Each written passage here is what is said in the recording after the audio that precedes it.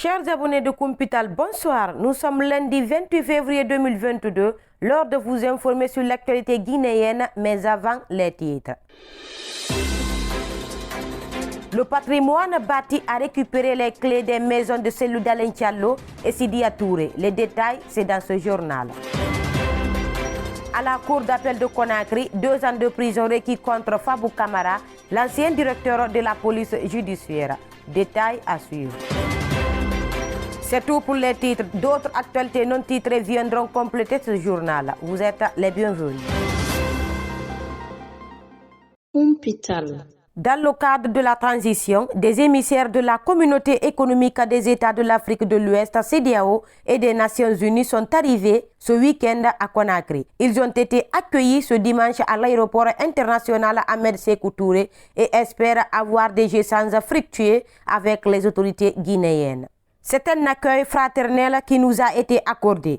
Un certain nombre d'actions ont été menées. Nous allons échanger avec les autorités pour voir où en sommes. La mission de l'organisation sous-régionale verra la participation du président du Conseil des ministres. Le ministère des Affaires étrangères du Ghana sera également là. Avec les Nations Unies, nous allons avoir des entretiens et on fera le point, indique Jean-Claude Kassi-Brou, président de la commission de la CEDEAO. Le président du secrétaire général des Nations Unies en Afrique de l'Ouest et au Sahel assure qu'un certain nombre de choses ont été accomplies. Beaucoup de sommets de la CEDEAO ont eu lieu sur cette question. Les Nations Unies viennent toujours en appui au complément à la sous-région, notamment la CEDEAO. Le chef de la diplomatie guinéenne s'est douté d'accueillir des émissaires ouest-africains et onusiens. Nous discutons en frères. Ils l'ont toujours montré. Dans sa transition, la Guinée reste ses frères. Nous tendons la main à la CEDEAO, à l'Union africaine, aux Nations Unies pour que ce soit la dernière transition en Guinée. Donc, nous comptons sur leur appui, souligne Dr Morisanda Kouyaté. Avant de quitter Conakry, la délégation de la CEDEAO et de l'ONU auront des séances de travail avec le Conseil national de la transition, des acteurs de la société civile et des leaders politiques. Kumpital. Juste après la décision du TPI de Dixine qui se déclare incompétent dans l'affaire concernant les résidences de Sidia Touré et de Cellou Dalein Diallo, les deux leaders ont immédiatement rendu les clés de leurs différents domiciles à la direction du patrimoine bâti public. Non satisfait de la décision rendue par le juge des référés du tribunal de première instance de Dixine, le président de l'UFDG affirme avoir quitté de façon provisoire les lieux en espérant une suite favorable à la requête de ses avocats. J'ai pris acte de la décision du juge des référés qui s'est déclaré incompétent en dépit des arguments développés par mes avocats. Cette décision est un déni de justice au regard du droit positif guinéen en vigueur. Néanmoins, j'ai libéré provisoirement ma résidence en attendant l'issue de la procédure judiciaire au fond que mes avocats viennent d'engager, a-t-il déclaré à travers un post sur sa page Facebook. Je remercie ceux et celles qui m'ont exprimé leur sympathie et leur solidarité. Je leur demande de rester sereins et de ne pas céder à la provocation, a-t-il demandé à ses militants et sympathisants. Kumpital. Je vous le disais au sommaire, c'est désormais chose faite. Les maisons qu'occupaient Cellou Dalein Diallo et Sidia Touré à Conakry sont revenues dans le portefeuille de l'État. Peu après le départ des présidents de l'UFDG et de l'UFR, sommet de libérer les lieux par les autorités guinéennes, un huissier de justice est passé récupérer les clés des 2 maisons, situées respectivement à Dixine et à la Minière. La remise des clés a eu lieu en présence du directeur général du patrimoine bâti public, Mohamed Doussou Traoré, du chef d'état-major général des armées, le colonel Sadiba Koulibaly, et du haut commandant de la gendarmerie nationale, le colonel Bala Samoura. Ces responsables ont fait un constat dans les 2 maisons avant de quitter les lieux qui sont gardés par les agents de sécurité. Et puis, après que Cellou Dalein Diallo et Sidia Touré, respectivement leaders de l'IFDG et de l'IFR, ont été sommés de quitter les villas qu'ils occupent depuis des années, des jeunes ont pris d'assaut la route Le Prince pour exprimer leur mécontentement face à cette décision rendue par la juge des référés du tribunal de première instance de Dixine. routes barricadées, pneus incendiés et du coup, la circulation est bloquée sur l'axe Bambeto-Hamdallah jusqu'à la cimenterie sur l'axe dénommé Le Prince. Hôpital. Je vous le disais en titre, poursuivi pour des faits d'arrestation arbitraire, dénonciation calomnieuse, menaces, violences et injures au préjudice de la coordination nationale du FNDC, Oumar Silla alias Fonike Mengue, Fabou Kamara a de nouveau comparu devant la cour d'appel de Conakry ce lundi 28 février 2022 avec l'ouverture des plaidoiries et réquisitions. À l'entame de la phase des plaidoiries, les avocats de la partie civile ont déclaré à l'audience que les faits articulés contre le prévenu sont suffisamment établis. À cet égard, ils ont estimé que l'ancien patron de la DPJ ne doit pas échapper à la justice. Maître Pépé Antoine Lama a ainsi demandé à la Cour de retenir le prévenu dans les liens de la culpabilité et de le condamner au paiement des milliards de francs guinéens à titre de dommages et intérêts. De leur côté, les avocats de la défense ont déclaré que leur client est tout simplement victime des règlements de compte pour avoir fait application de la loi.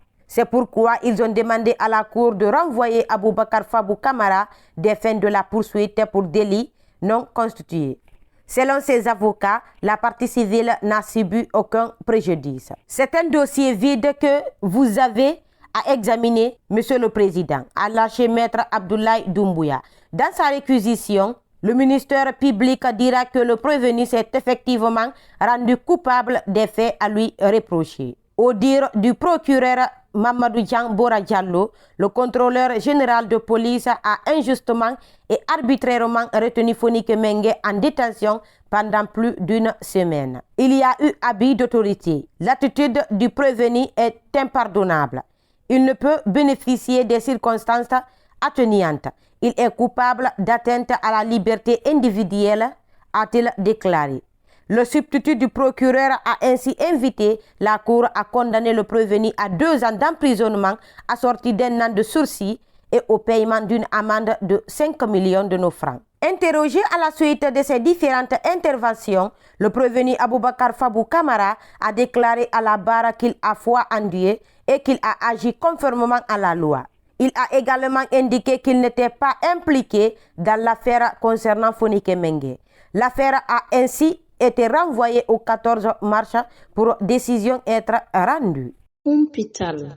Après plusieurs audiences, Fatoumata Binta Diallo alias Fatou Niéloy et son frère Ousmane Niéloy sont finalement condamnés à de lourdes peines. Ce verdict rendu ce lundi 28 février 2022 au tribunal de première instance de Kalouma fait suite à une affaire opposant la famille de l'opposant Cellou Dalein Diallo au frère Niéloy. Reconnu donc coupable, Fatou Niéloy a écopé de 4 ans de prison ferme et au paiement d'une amende de 20 millions de nos francs. En plus de ce montant, un mandat d'arrêt a également été émis contre elle. Quant au jeune Ousmane Niéloy, lui écope de 15 mois de prison ferme, au même titre que sa sœur. Ce dernier aussi est sommé de payer une somme de 20 millions de nos francs comme amende.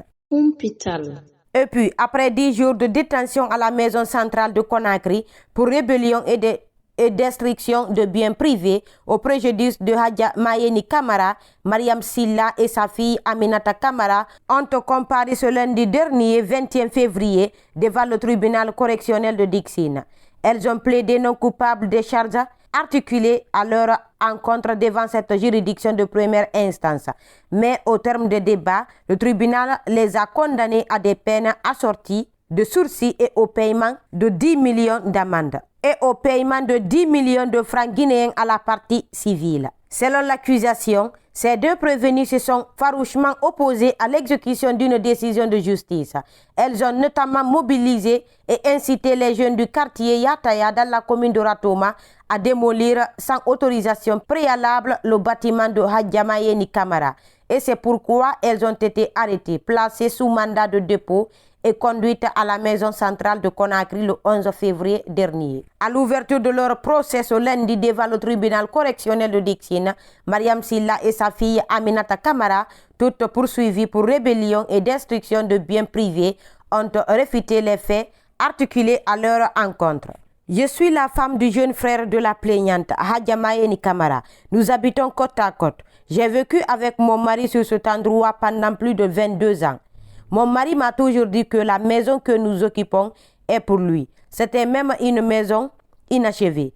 Après son décès, j'ai mis la peinture et les plafonds. C'est ainsi que sa sœur Hadja Mayeni Camara est venue me dire de quitter les lieux parce que la maison lui appartient. J'ai dit non. Elle n'a jamais dit ça pendant que mon mari vivait.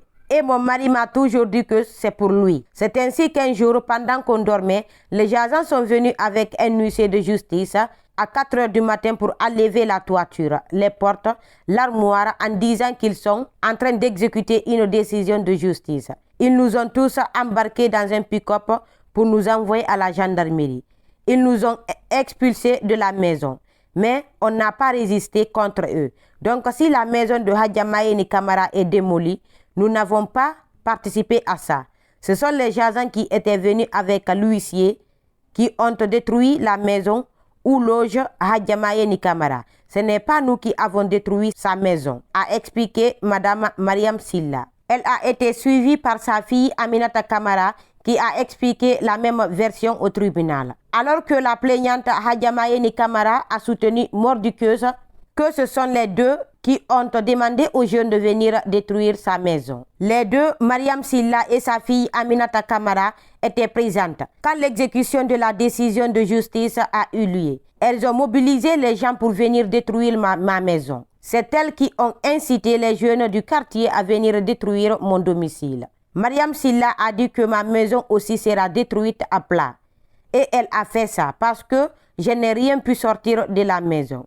Ils ont tout détruit, a accusé Hadja Mayeni Camara. Dans ses plaidoiries, le conseil de la partie civile a demandé au tribunal de condamner les prévenus au paiement de 2,5 milliards de francs guinéens pour tout préjudice confondu. De son côté, le ministère public a requis 2 ans de prison assortis de sursis et 5 millions de francs guinéens contre chacune des prévenus et une interdiction d'accéder à ces lieux.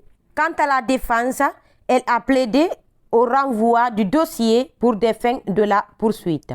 Finalement, le tribunal a reconnu le prévenu coupable des faits de rébellion. Il a condamné Mariam Silla à 6 mois de prison assortis de sursis et Aminata Camara à 3 mois de prison assortis de sursis. Le tribunal a également condamné ces deux prévenus à payer solidairement 10 millions de francs guinéens à la partie civile. Pour finir ce journal, alors que l'invasion russe en Ukraine continue de faire des victimes, les autorités guinéennes annoncent des mesures pour sauver les ressortissants guinéens vivant dans ce pays de l'Europe de l'Est.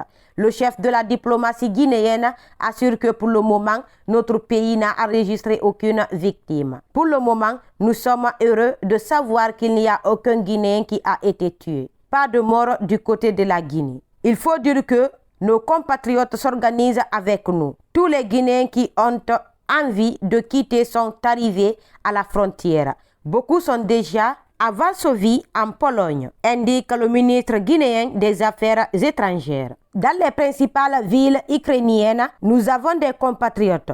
Et il y a des petites villes où il y a quelques 5 ou 10 Guinéens. Mais à l'heure où nous parlons, presque la majorité des Guinéens sont déjà arrivés à la frontière et beaucoup sont déjà passés. J'ai échangé avec l'ambassadeur de Guinée et du Sénégal qui m'ont rassuré que toutes les dispositions ont été prises pour les ressortissants africains et guinéens et que rien ne sera fait pour les ségréguer ou les discriminer.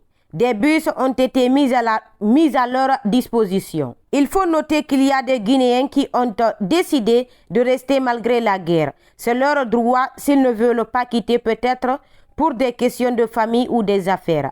Ils ne sont pas restés là-bas parce qu'on ne veut pas les secourir. Ils sont restés parce qu'ils veulent y rester, assure le chef de la diplomatie guinéenne. Mesdames et messieurs, c'est la fin de cette actualité. Merci de votre attention. Je vous souhaite une très bonne soirée. Au revoir.